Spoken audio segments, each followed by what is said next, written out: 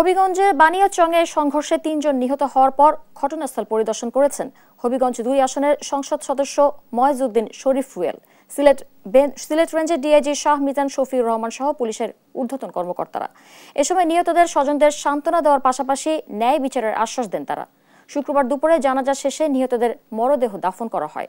এর আগে বৃহস্পতিবার দুপুরে বানিয়াচংয়ের আগুয়া বাজারে সিএনজি অটোরিকশা স্ট্যান্ডে গাড়ি সিরিয়াল নিয়ে ম্যানেজার বদি মিয়ার সঙ্গে অটো চালক কাদিরের কথা কাটাকাটি হয়, যা এক পর্যায়ে সংঘর্ষে রূপ নেয়।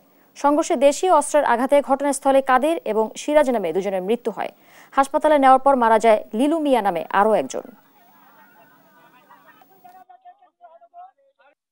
সিলেট থেকে এখানে আসছি, এটা কারণ হলো কিন্তু ন্যায় বিচার নিশ্চিত করা। আপনার প্রশ্নের উত্তরে আমি বলছি যে যত কুইকেস্ট টাইমে সম্ভব আমরা আসামিদের ধরবো এবং আসামিদেরকে আইনের সুপর্দ করবো।